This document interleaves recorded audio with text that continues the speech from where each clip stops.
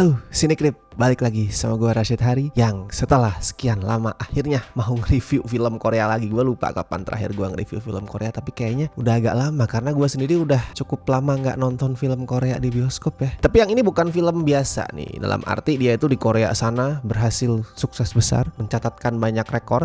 Dari segi jumlah penonton dia berhasil jadi film Korea dengan jumlah penonton terbanyak ketiga sepanjang masa. Dan kalau yang dihitung adalah grossnya, pendapatannya, lebih gila lagi soalnya dia bisa jadi film dengan pendapatan tertinggi sepanjang masa di sana, ngelewatin rekor yang udah bertahun-tahun dipegang sama Extreme Job ya, yaitu ada The King's Warden yang dibuat berdasarkan kisah nyata, true story, sejarah asli dari era Joseon tahun 1450-an. Dan gue punya sedikit cerita. Pada saat gue nonton The King's Warden, di sebelah gue itu ada dua ibu-ibu. Karena gelap tuh gue nggak terlalu memperhatikan mukanya ya, tapi kayaknya tuh sekitar umur 60-an kalau dari muka-muka mereka tuh. Dan ternyata orang Korea. Mereka banyak ngobrol pakai bahasa Korea di saat filmnya tuh belum mulai, tapi ya bukan pada saat film mulai mereka ngobrol, enggak, sebelum film mulai pas masih iklan trailer mereka tuh banyak ngobrol pakai bahasa Korea. Gua nggak ngerti yang mereka obrolin apa. Jadi walaupun duduknya sebelahan tuh tetap ada language barrier yang tebel banget lah di antara gua sama dua ibu-ibu itu. Jadi ya udahlah, gua nggak ngerti mereka ngobrolin apa. And then baru setelah itu selang berapa menit filmnya dimulai. Dan The King's Warden itu dibuka dengan ngasih teks cerita sejarah tentang karakter yang mau diangkat ceritanya di sini, yaitu tentang Danjong namanya. Dia adalah raja era Joseon di tahun 1450-an kayak tadi udah gue bilang ya, yang kemudian dia itu diasingkan karena adanya kudeta. Pada saat baca teks itu sekali lagi ada barrier yang gue rasain sekarang adalah cultural barrier ya, karena gue nggak tahu itu Danjong ini siapa, kenapa dia itu sampai diangkat kisah hidupnya jadi film. And then kita diajak kenalan sama protagonisnya yang namanya adalah Hong-do yang diperanin Yoo Hae-jin.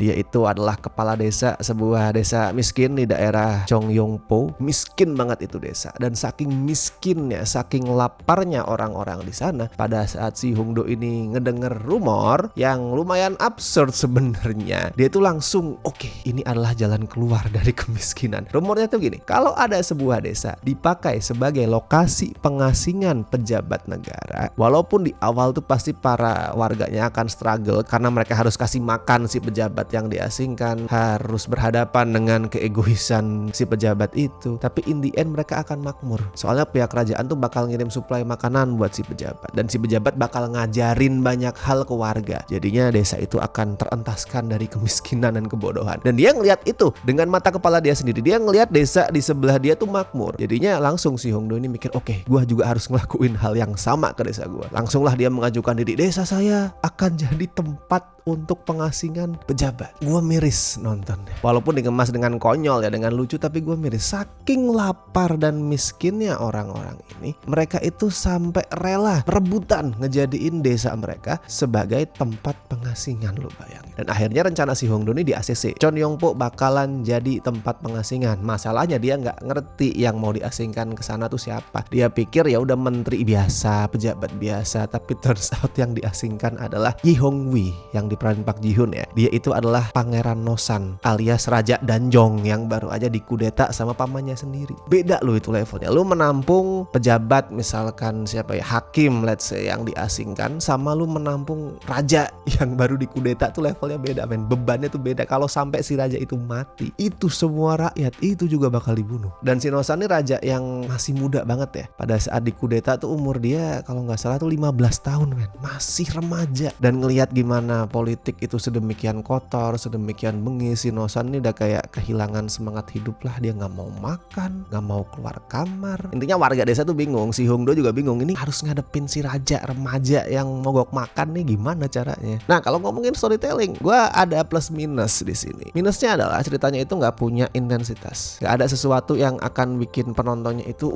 langsung mantengin layar dengan sangat fokus, dengan sangat konsentrasi. Itu nggak ada hal-hal seperti itu. Go with the flow aja, ngalir gitu aja. Tapi plusnya adalah alirannya tuh enak. Oke, emang nggak ada dinamika yang gini-gini banget atau nggak ada ketegangan yang bener-bener kuat at least di setengah pertamanya, tapi flownya tuh enak, storytellingnya tuh mengalir dengan mulus, dan kita sebagai penonton tuh bener-bener dibikin paham sama detail kekisruhan apa sih yang terjadi di dalam istana, terus gimana penderitaan rakyat di luar istana yang lapar banget, yang bahkan untuk semangkok nasi hangat aja rela ngelakuin apapun. Dan protagonisnya juga buat gue menarik. Si si Hong Do ini menarik. Dia itu protagonis khas film Korea. Karena kalau perhatiin ya, film Korea tuh kan cenderung protagonisnya tuh secara moral tuh agak abu-abu. Si Hong Do ini juga sama. Dia nih nyebelin. Dia nggak ragu untuk melanggar aturan. Dia nggak ragu buat ngejilat pejabat. Dia nggak ragu buat ngasih kebohongan dikit-dikit. Tapi semua itu dia lakuin dengan tujuan yang baik. Biar warga desa itu hidupnya lebih makmur. Biar lebih kenyang perutnya. Lihat karakter yang agak-agak ambigu gini tuh lebih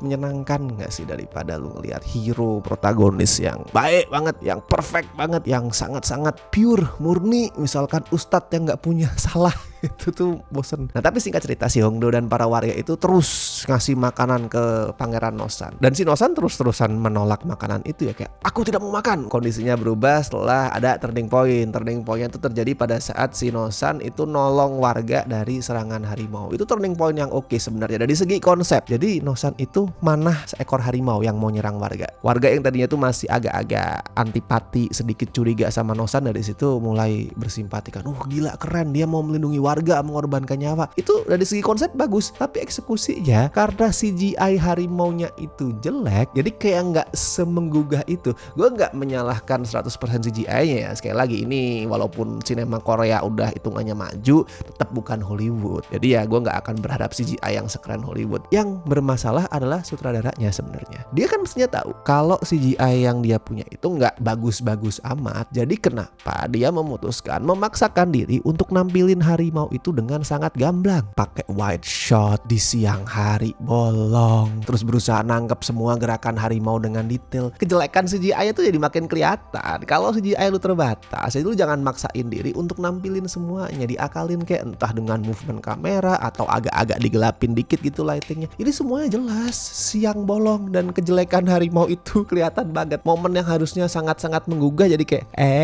tapi ya kayak tadi gue bilang, momen itu jadi turning point. Dari situ Nosan mulai mau makan. Dan ada poin yang buat gue tuh menarik banget pada saat si Hong Do mempresentasikan masakan yang dibikin warga buat Nosan. Nosan sendiri ngomong kalau ini masakan lebih enak daripada bikinan koki istana. Nah gue ngeliat komparasi yang menarik di situ. Kalau di istana kan semua makanannya itu emang lebih mewah ya. Tapi itu juga didapat dengan jauh lebih mudah. Ya udah, emang stoknya di istana banyak. Mau nyari hewan ya tinggal ngambil, mau nyari buah ya tinggal metik. Beda sama masakan yang dibikin sama warga itu Chon Yong Po ya. Itu semua jenis masakan ya, mau itu daging ikannya, mau itu sayurnya atau buah-buahnya, masing-masing itu punya cerita. Buahnya tuh diambil sama si A, dia metik di puncak gunung. Ikannya itu dipancing sama si B, dia memancing dengan trik yang nggak semua orang tuh bisa. Semua jenis makanan itu muncul dengan kerja keras. That's why jauh lebih enak. Lu ngerasain itu nggak sih? Gue sih ngerasain hal yang sama ya in real life ya. Makanan yang didapat dari hasil kerja keras itu rasanya jauh lebih enak daripada makanan yang ya udah kita dapat dengan gampang, misalkan dikasih. Ya kalau lapar tetap enak ya, tapi kalau misalkan kondisinya tuh normal-normal aja, lebih enak makanan yang kita dapat dari hasil kerja keras. Dan sebagai bentuk balas budi, udah dimasakin masakan seenak itu, akhirnya Nosan mulai rutin ngajak para warga itu makan bareng. Jadi giliran tiap-tiap warga itu dapat kesempatan untuk makan bareng sama si raja yang diasingkan ini. Dan bukan cuma itu, Nosan juga ngajarin anak-anak buat baca tulis biar mereka lebih pinter. Film ini settingnya itu udah lebih dari 500 tahun yang lalu. Tapi kalau lu lihat sekarang, lebih dari 500 tahun kemudian, ternyata kondisinya itu masih relevan. Figur pemimpin yang beneran peduli ke rakyat kayak si Nosan ini pasti bakal selalu coba disingkirkan sama ya mereka itu para penguasa yang cuman mikirin perutnya sendiri, yang cuman pengen berkuasa sendiri. Orang-orang yang beneran peduli itu bakal disingkirkan, bakal dipersekusi, bakal dianggap jahat, bakal di framing dan segala macam. And then filmnya itu ditutup dengan ending yang wow banget sih buat gue. Wow, itu adalah salah satu ending paling heartbreaking tahun ini. Gue gak akan membocorkan kira-kira seperti apa, walaupun kalau misalkan lu udah baca cerita sejarahnya lu pasti tahu endingnya itu soal apa. Tapi itu heartbreaking banget. Bisa se-heartbreaking itu salah satunya adalah karena actingnya si Yoo Hae Jin. Bagus banget. Dan sutradaranya emang sengaja ngejadiin acting si aktor tuh sebagai jualan utama ya, makanya dipakein close up pada saat itu. Itu actingnya bagus banget, total banget. Matanya yang pada saat dia tuh nangis sambil dia tuh berteriak ayo gitu, waduh, Itu gue merinding. Gue juga nangis pada saat nonton adegan itu. Begitu juga dua ibu-ibu Korea yang tadi gue ceritain di sebelah gue. Mereka juga nangis. Bukan nangis yang cuma sebatas netes air mata ya, tapi gue denger mereka tuh nangis gitu. And then film kelar, mereka ngobrol lagi. Gue tetap gak ngerti obrolan mereka tuh apa. Tapi dari tangisan yang mereka keluarin, gue rasa gue bisa sedikit paham perasaan yang mereka rasain. Gue gak ngerti isi obrolan mereka, tapi kayaknya gue sedikit mengerti perasaan yang mereka rasain. Perasaan kita ini rakyat biasa yang rindu sama adanya pemimpin yang beneran baik hati, yang beneran peduli sama masyarakatnya. Gue ngerti perasaan itu. Ya begitulah guys, hebatnya the power of cinema ya. Dia itu bisa dengan mudah meniadakan sekat bahasa, sekat budaya. That's why cinema itu keren. Oke, buat The King's Warden skornya ya gue kasih 7 dari 10 lah. Endingnya menggugah banget. Cuman mungkin the whole movie ya belum ngasih sesuatu yang bener-bener baru sih. Kalau udah sering ngeliat drama kerajaan Korea gitu, ini adalah sesuatu yang lumayan familiar.